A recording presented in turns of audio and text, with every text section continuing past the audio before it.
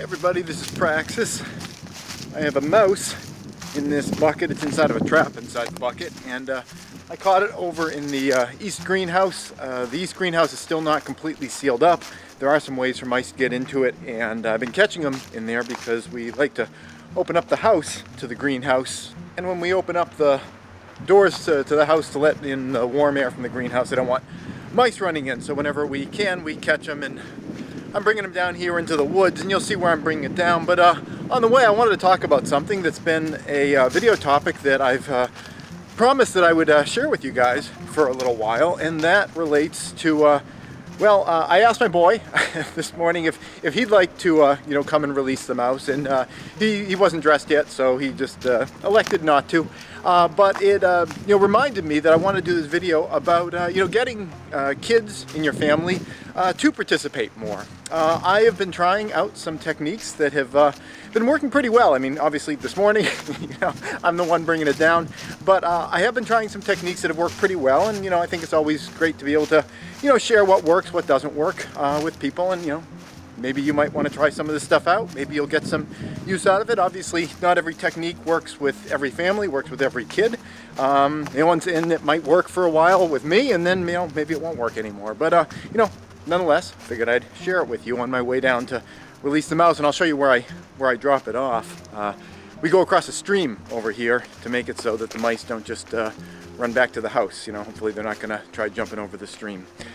So the technique that I've been trying is something based on a lot of reporting I've seen lately related to Native American techniques about getting kids to participate more with the family. I guess a lot of anthropologists have gone and done research with indigenous peoples, and one of the kind of common things that they see an awful lot is that the kids in those families, they don't have to be cajoled really to help out. A lot of times they just sort of organically jump in and participate. And there's been a lot of question about why that is and how great that is, because not only is it good for the family to have more help with more people participating, but also it is it's good for the kids because it's teaching them life skills early, and it just makes them more functional, competent adults that know how to take care of stuff.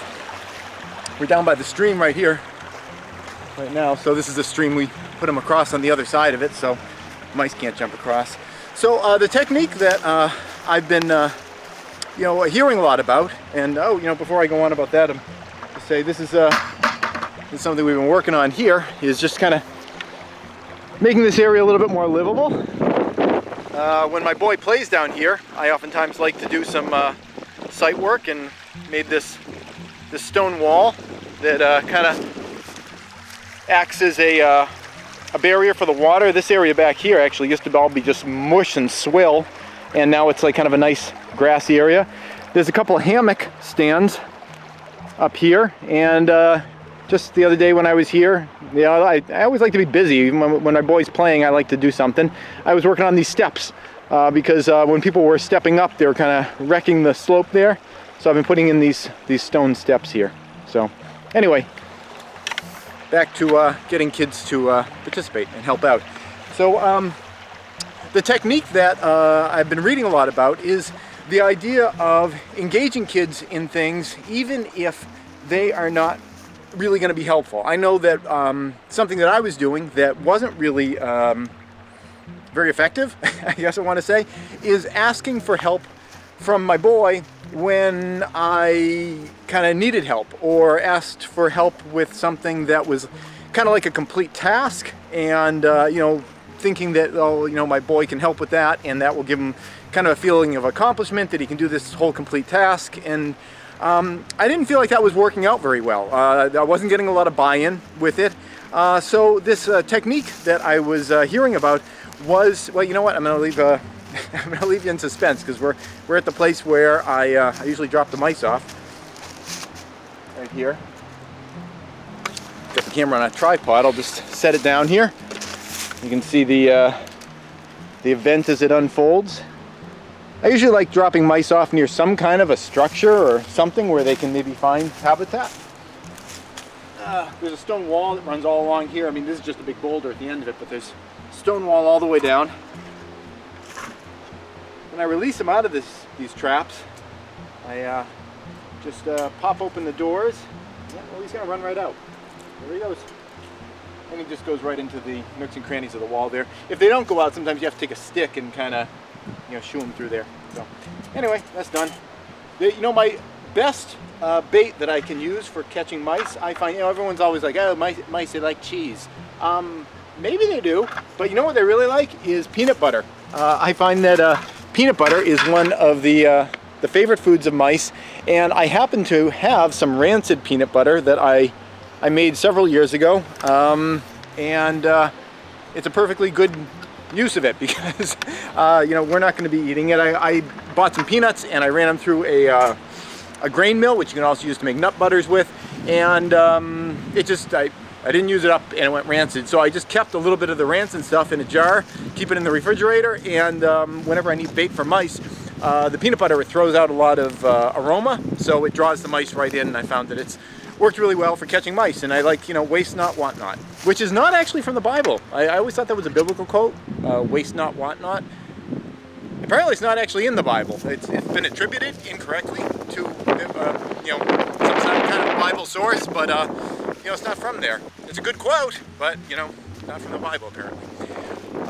Okay, so, how I got my boy to start engaging with things a little bit more. What I've been doing is giving them small tasks. The idea is you get the kids kind of to start engaging on like some kind of a small level, and it kind of starts building up the habit of doing that. And by small things, I mean like if I'm walking through a room, I might say, hey, can you get that door for me?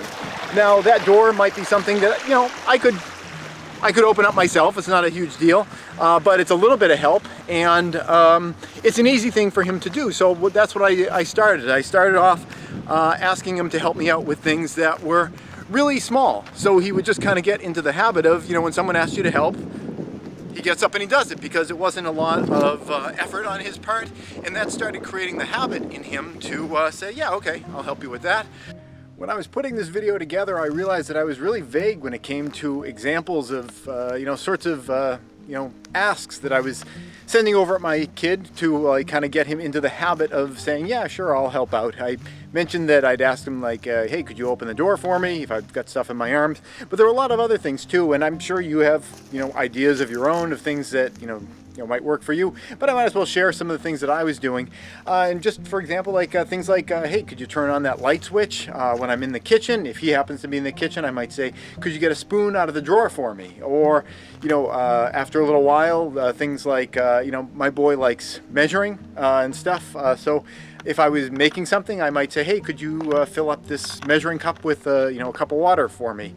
Other things that I was doing that, I was asking for help with were, things like when I'm outside, if I was holding something, I might ask, hey, when I need to reach something, I might ask, hey, could you hand me this thing? If there's a drill on the ground, I've been, building this place behind me here.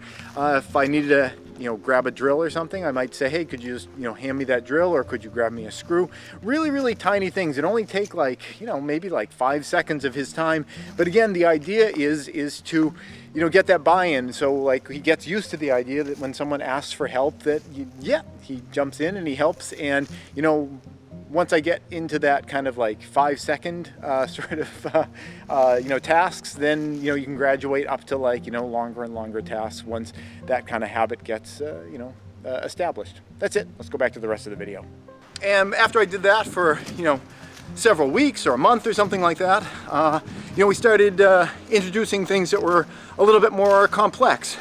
The other thing that I have kind of been doing related to that is I have not been, I've been trying not to micromanage it and to be open to the idea that whatever he's helping with may not go well. So again, it comes down to like, are you asking for help when you need it, or asking for help, with things that really don't matter that much one way or the other, and it's okay if they go a little bit bad. I think one of the worst things that you can do is ask for help, and then, your kid is helping you, but they're not doing it right, and you can't help but, because it's an important task and it needs to be done right, you can't help but give them a bunch of negative feedback. Now you can mix that with like, oh, you're doing great, but X, Y, or Z, we need to do all these things. But the overall message, I think, from that is, that they are not capable of doing stuff, and that's a negative message, I think. So it's important if they're going to be, in this kind of introductory period, introduction to helping, to not get a lot of that negative kind of stuff, and think of it not so much as them helping, but they're practicing the idea of being a helper. So, give them very small things to start, just to kind of get them in that habit of saying, yeah, sure, I can help. And then when it starts graduating to things that are more complex, be okay with the idea that the stuff's not going to always be, or maybe most of the time, it won't be done super well. But over time, it's, things are going to get better. And, once they get into that habit of having some competency and being in the habit of saying yes to helping, then it's going to push you into an area where, your kid actually is going to be a helpful asset, and they're going to be learning all those skills. So I've been trying that over the last, 6 months or so, and it's been working pretty well. I was kind of feeling like, my boy didn't want to help out a lot, and, I just couldn't figure that out because I feel like I have a really good work ethic, and I was kind of thinking, well, that would just sort of naturally wear off on him, but it didn't seem to be. But once I started trying these techniques, I found that things really were getting better. So again, start with little, tiny little things that are really quick. Just get them in that habit of saying yes. And once they get into that, open up into some bigger things. And again, really important, don't feel like it all has to go perfectly well. You don't want to be giving, negative feedback. Even if it's like positively cached, you don't want to be giving negative feedback in terms of, you didn't do it right perfectly, because that can be discouraging, especially to, some kids more than others are really sensitive to that. They don't want to feel like a failure. So you got to kind of, approach it from that angle. So that's it. I hope you find that helpful. If you try these techniques out, I'd love to hear how they're going for you. If you find any modifications of them that you think would be worthwhile sharing with people, please do, share down in the comments below, or make your own video. Put a link to it in the comments below. And I'm sure we'd all love to learn from it. That's it. And thanks for watching. Please subscribe for new videos all the time. And if you'd like to support this channel, you can do so either through Patreon or PayPal.